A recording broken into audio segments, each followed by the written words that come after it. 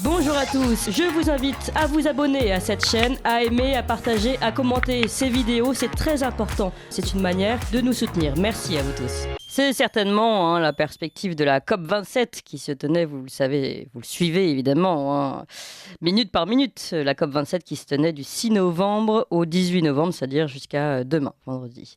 Et c'est donc dans l'optique de se faire entendre pendant ce grand rassemblement au nom de l'environnement que des militants écologistes se sont particulièrement mis en action. Alors pour rappel des faits, mi-octobre, ça a commencé avec 2 activistes qui ont dispersé de la soupe à la tomate sur les tournesols de Van Gogh, de la soupe à la tomate, oui, au beau milieu du National Gallery de Londres.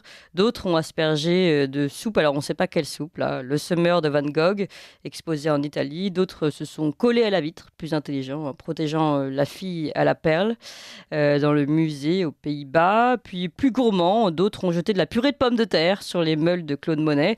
Et enfin, mardi dernier, des activistes ont osé miser sur un effet plus symbolique, le liquide noir, pour asperger le célèbre tableau La vie et la mort du peintre autrichien Gustav Klimt dans son musée de Vienne. Alors, les unes et les autres de ces manifestations sont-elles vraiment sérieuses ? Il y a, sans comparaison évidemment, les jeunes pantins à la boîte de conserve et les vieux pantins gesticulateurs qui conservent mieux leurs intérêts que ceux de la planète.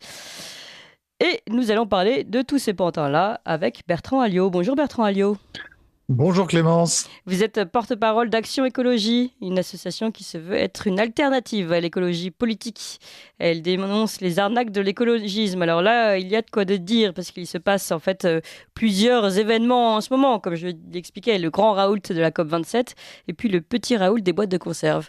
Alors pour commencer peut-être, est-ce que vous avez un premier bilan à nous donner sur la COP27 ?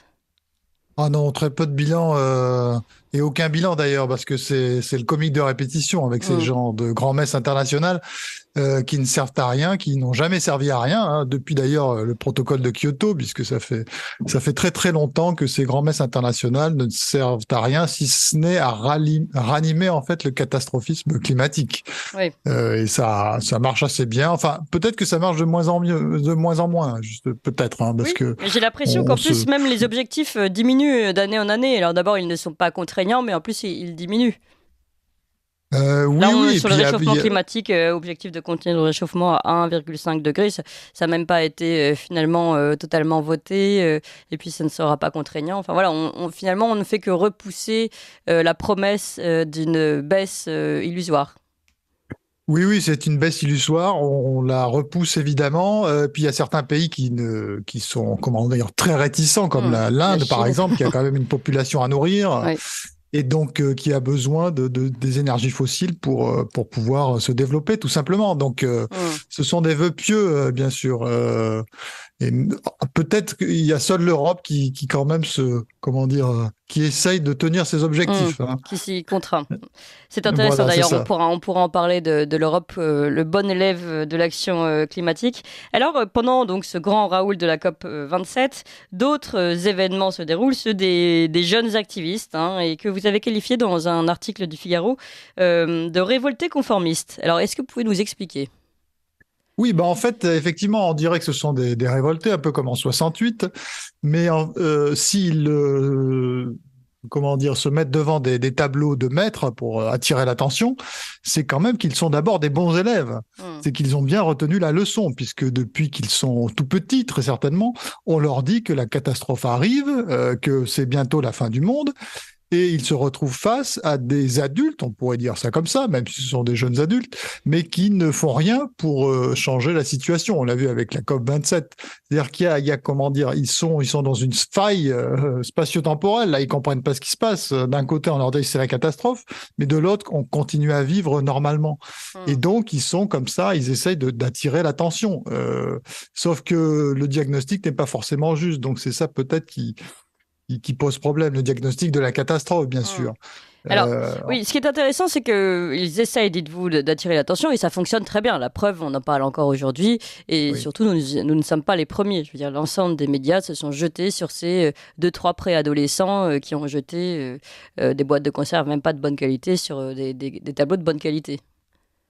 Oui, oui, c'est ça. C'est-à-dire que c'est peut-être d'ailleurs Notre problème, j'ai eu d'ailleurs, avant d'écrire cet article dans le Figaro, j'ai d'ailleurs un peu hésité parce que c'était remettre de l'huile sur le feu et reparler de ces choses-là, puisque en fait ça marche très bien. C'est peut-être pour ça aussi qu'ils continuent, c'est que ça devient des stars des médias systématiquement. Leurs photos sont dans le monde entier en fait. Et donc là, c'est vrai que nous regardons peut-être ce que nous devrions ignorer.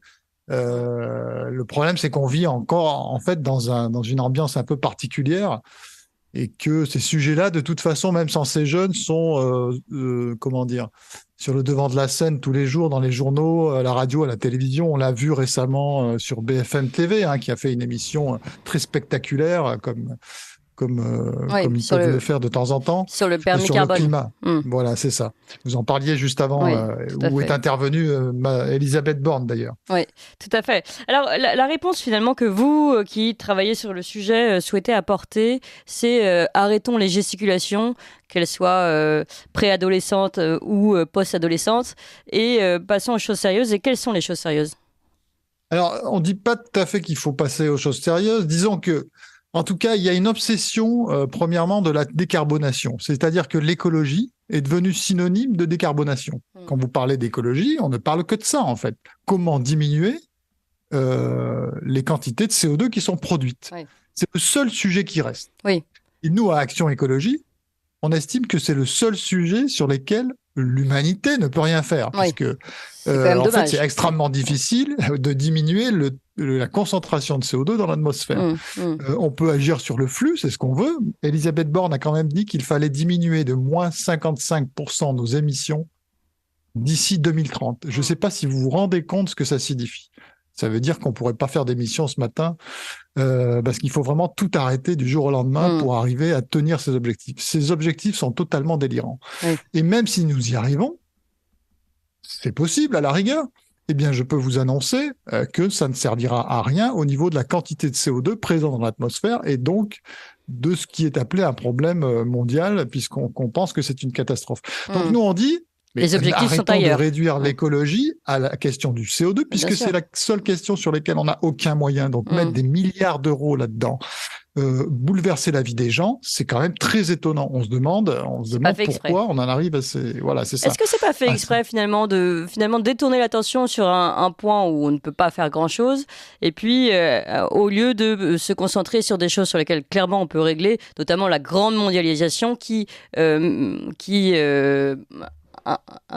implique tous ces flux, tous ces échanges. Alors, le problème, c'est que organiser les flux, c'est très difficile parce que les flux s'organisent de façon spontanée, suivant tout un tas de données. Donc, même mettre fin à la mondialisation, c'est pas si évident. Bien sûr qu'il y a des mesures, mais il y a comment dire, agir en fonction de la quantité de CO2 qu'on veut mettre dans l'atmosphère, c'est très difficile. Mais il y aurait des actions, disons, l'écologie, c'est pas, il faut revenir en fait à ce qu'était l'environnement il y a une trentaine d'années, c'est-à-dire s'occuper des pollutions par exemple de l'eau, de l'air, etc. C'est pas qu'on s'en occupe pas, mais c'est ça le métier de base de l'environnement, où agir et puis mettre de l'argent sur des choses qui peuvent avoir, comment dire, dans des délais raisonnables, des résultats. Parce que là, on n'aura jamais aucun résultat sur ce domaine-là. Et donc, c'est fascinant ce qu'on est en train de vivre. Oui, mais comment vous l'expliquez, vous, alors ? Justement, c'est là où moi, personnellement, où je suis pas très bon, disons. Moi, je pense qu'il y a ce que j'appelle une crise mystique, c'est-à-dire des Européens essentiellement, ou de l'Occident, c'est-à-dire où on a un nouveau millénarisme, et donc on a un phénomène de type religieux, en fait. Mais sur ce phénomène se greffent en fait des profiteurs ou des gens qui ont un agenda. C'est tout à fait possible. Et là, il y a toutes les hypothèses qui sont sur la table.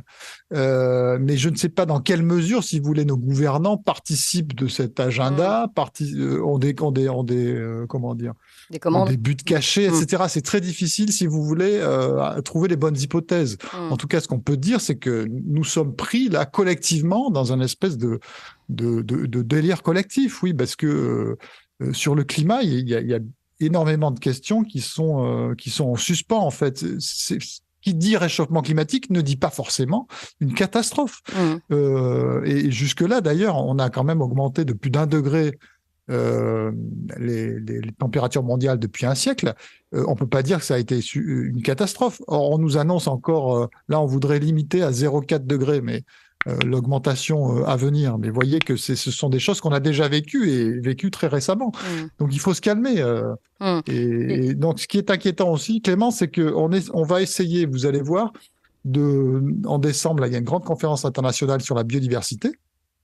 Et on va essayer de faire pour la biodiversité exactement la même chose qu'on est en train de faire pour le climat. On va avec ce qu'on appelle l'effondrement de la biodiversité. Alors nous, on est en train de travailler là-dessus et on pense que c'est le même genre de phénomène, c'est-à-dire qu'il n'y a pas à s'inquiéter de ce qui se passe sur la biodiversité. Il y a des éléments qui changent, il y a des espèces qui diminuent, il y a des espèces qui augmentent, mais globalement, il n'y a pas d'inquiétude à avoir particulière. Mais un des buts des ONG, c'est de mettre ce sujet de la biodiversité au même niveau que celle du climat. Alors, je ne sais pas si ça, c'est par exemple Alain Bougrain-Dubourg, président de la LPO, qui l'a annoncé il n'y a pas très longtemps. Et Macron a repris ses objectifs justement dans son discours à la COP27. Il dit il faut mettre le biodiversité au même niveau que le climat. Alors encore un nouveau sujet, et je peux vous assurer que les millions vont tomber. Alors là, on pourrait trouver des objectifs cachés. Hein. Évidemment, les associations, les grandes ONG ont besoin d'argent pour nourrir leurs structures de plus en plus grosses. Et l'alarmisme sied à leurs affaires, clairement. Donc voilà, par exemple, et on va démontrer avec Action écologique que il faut pas s'inquiéter outre mesure. Il y a des changements, on peut avoir des actions, mais aussi de très très bonnes nouvelles sur la biodiversité. Ah bon, alors, donc on va essayer de montrer que... Donnez-nous les bonnes nouvelles un peu, ça va nous faire du bien. Voilà. Ah bah sur la biodiversité, je peux vous en donner plein. Il y a un retour, par exemple, très important de beaucoup de mammifères en Europe. Vous savez, le castor en Europe, depuis 30 ans, a augmenté de 16 000%. Hein. Donc c'est très important et on le voit d'ailleurs en France revenir. Exactement. Pour faire des barrages. Et puis vous avez la loutre qui revient, vous avez la cigogne, enfin vous avez un nombre d'espèces. Et comment vous l'expliquez ça c'est quand même donc l'eau qui est de nouveau plus saine ou comment Non, le facteur explicatif majeur sur le retour de beaucoup d'espèces, c'est qu'on a arrêté de les persécuter, tout simplement. Ah oui. Vous savez, il y a une époque où on avait tendance à flinguer tout ce qui bougeait, notamment les petits prédateurs, je sais pas, les fouines, les belettes, la loutre, par exemple, qui était systématiquement détruite parce qu'elle se nourrissait de poissons et que c'était un concurrent, finalement. Et donc, depuis les mesures de protection et depuis qu'on a arrêté de les tuer systématiquement, on va dire, il y a un retour. Ce qui veut dire d'ailleurs, Clémence, que les milieux naturels sont assez favorables. Oui. Parce qu'on dit toujours que tout se dégrade, mais si les espèces reviennent, d'elles-mêmes, le loup, sans par exemple.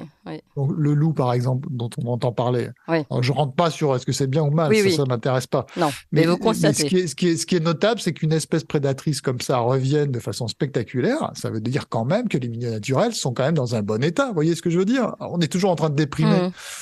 Mais voilà le genre de nouvelles qui montrent que la situation environnementale n'est pas mauvaise. Oui.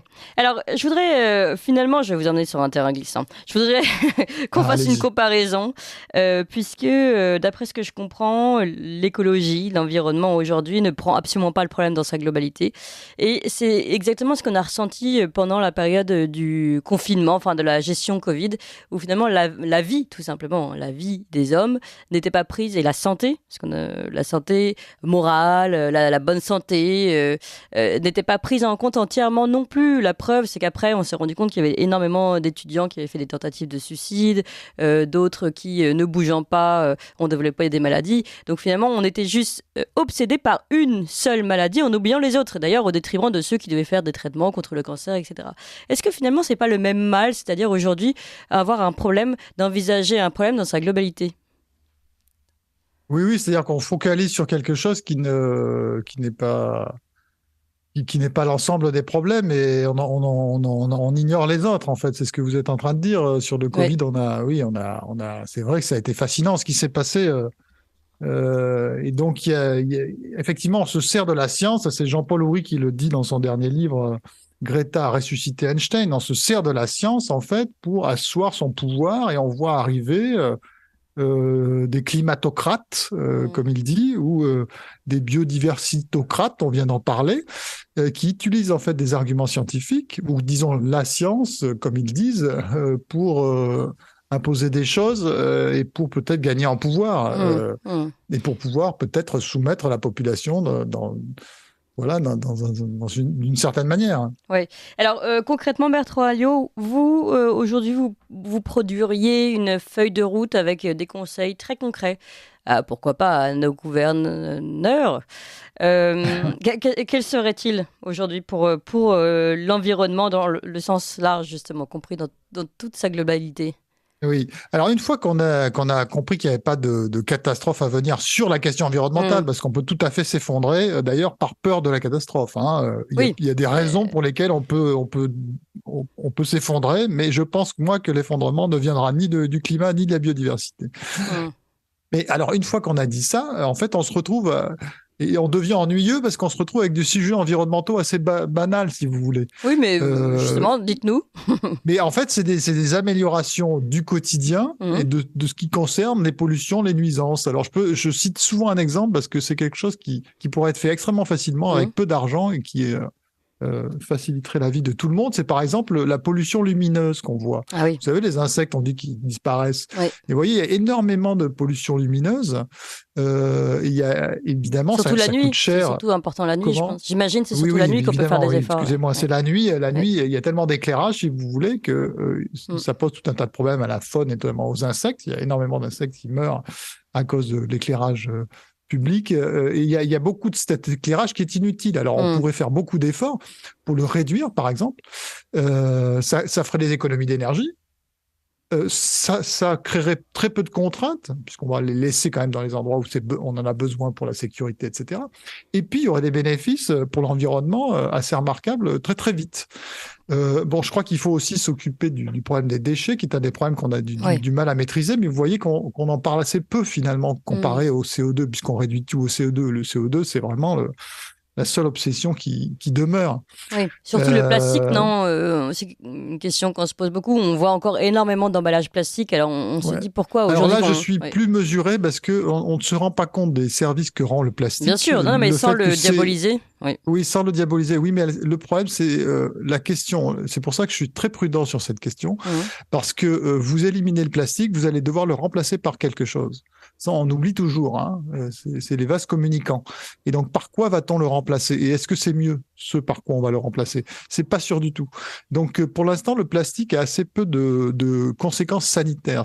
C'est surtout une conséquence, je crois, esthétique en premier lieu. Il y a assez peu de conséquences sanitaires. En tout cas, c'est assez peu documenté. Et donc, c'est un sujet un peu délicat, justement, environnementalement. Donc, il faut se méfier des idées un peu trop simplistes. Alors, une dernière question, peut-être simpliste aussi, vous allez me dire.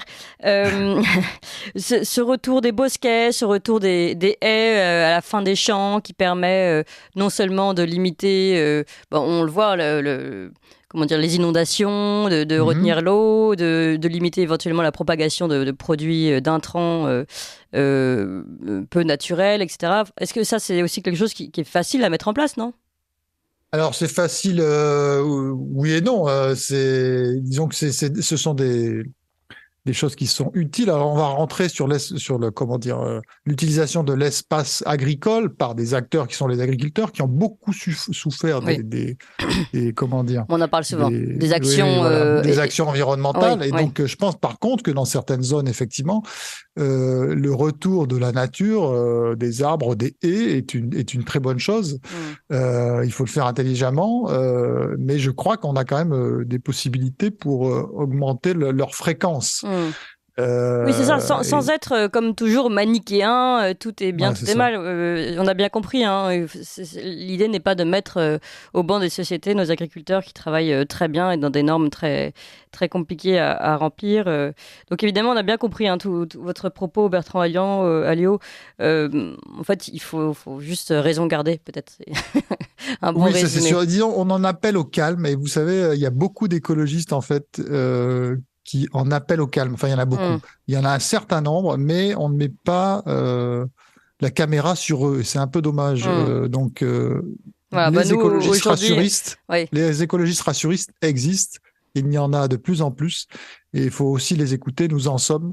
Nous aimons la nature et l'environnement, mais on pense que la catastrophe n'est pas à venir sur ces sujets-là. Oui, vous aimez également l'humanité finalement. L'idée n'est pas d'abolir l'humanité pour rendre la place à la nature, par exemple. Merci beaucoup en tout cas Bertrand Alliot, porte-parole d'Action Écologie. Je rappelle qu'Action Écologie, vous l'avez dit, vous êtes rassuriste. C'est une association qui se veut une alternative à cette écologie poétique, dramatisante qu'on entend beaucoup en ce moment. Merci encore Bertrand Alliot. Vous appréciez cette émission? Alors aidez Radio Courtoisie à en produire d'autres en indépendance totale. Rendez-vous sur soutenir.radiocourtoisie.fr. Merci d'avance.